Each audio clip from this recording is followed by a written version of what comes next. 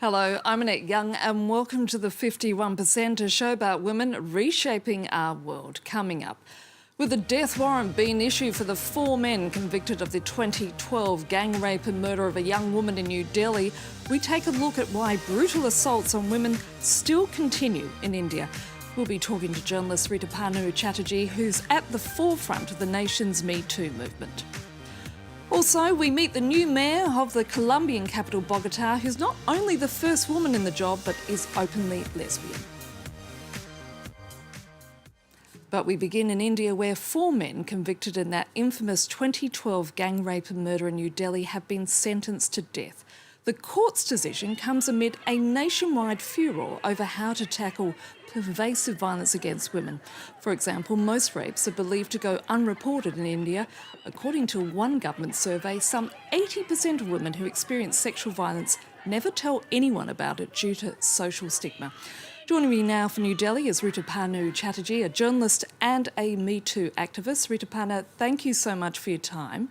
Despite this harsh judgment, brutal attacks on women still continue in your country. I mean, for example, only last month, a woman who was set alight by a gang of men, including 2 of her alleged rapists, died in a Delhi hospital. What does it say about Indian society that such horrific gender violence continues to this very day? In India, it's a very curious case of not just a legal problem.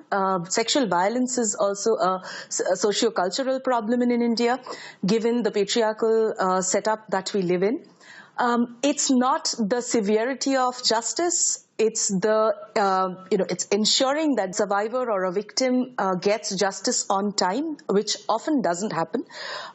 Court cases go on for years, 20 years, 30 years, and in the meanwhile, the accused sometimes gets bail and is in all positions to further harass the victim, which gives him a lot of impunity to, recommit crimes. So it's a very complex layer of why these things happen, but brutal attacks continue. And I'm not exaggerating when I say that rape and sexual violence is a crisis in India. We've reached a crisis. With that in mind, how impactful has the Me Too movement been in India, given that a number of the women who raised complaints are now facing a massive backlash, including in some cases facing litigation? Boys and men at a very young age, they are conditioned to think that, they're superior to women and they are entitled to a lot of spaces that women now occupy. So what has happened post the Me Too movement is this conversation around gender rights, this conversation about, and most importantly, the conversation about consent has become household. It has also brought in men into the conversation about how a behavioral change can lead to societal change, how we can tackle this, address this as allies. And as you know, in India, we have the caste system, and there are a lot of brutal caste crimes that are not reported, that are not spoken about by mainstream media. So one good thing that it has done, it has forced many to look into these things. It has forced many in the privileged spaces to also address these violence crimes that happen. And I think that's a very big step in a country like ours. Yet this is a country where the female participation in the workforce has substantially dropped since 2005, primarily because of sexual harassment in the workplace.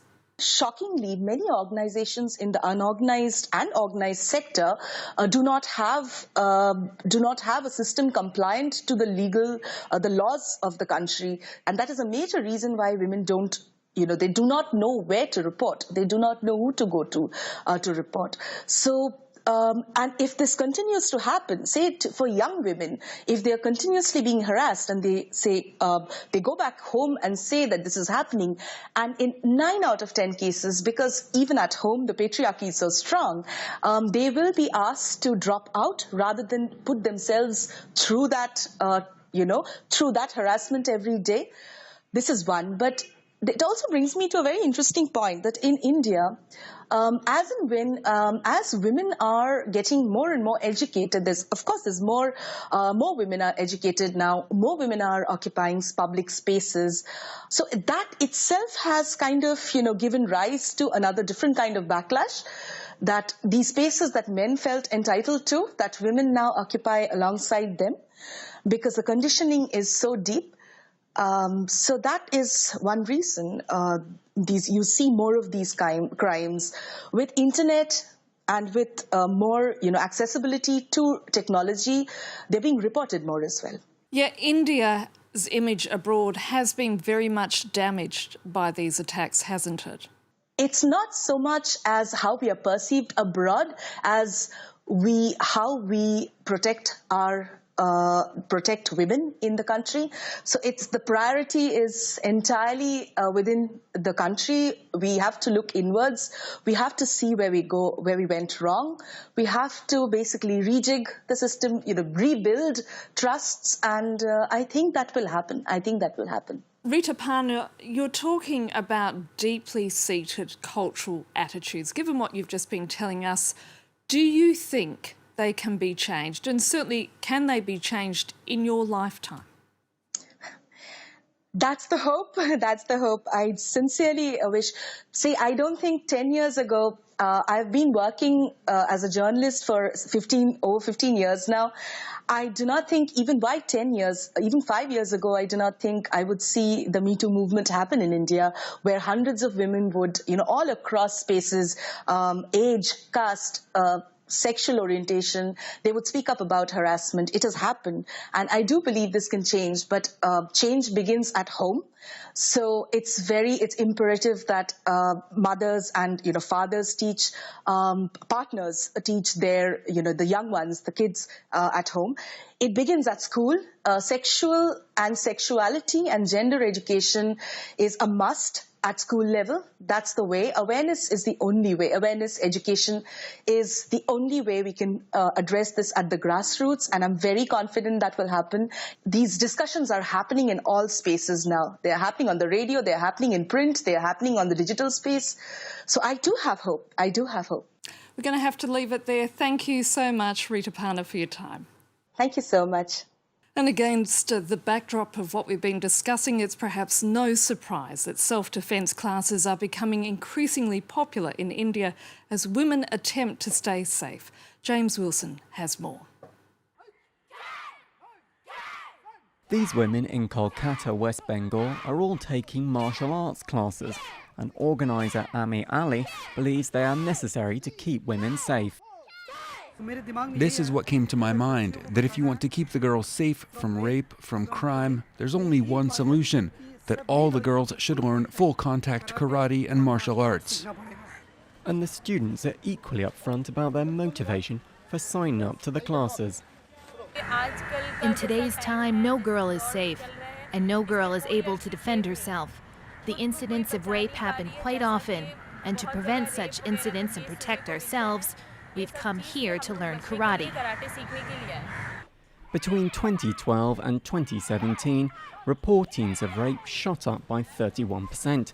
Authorities attribute this to more victims coming forward, rather than an actual increase in attacks. But people are still not taking any chances. This shop in New Delhi does a roaring trade in pepper spray. Help yourself when the government cannot help you or the police can't reach you. At least you should, first stage, you should be able to protect yourself. Every girl should keep a pepper spray for her safety. So it's a good idea.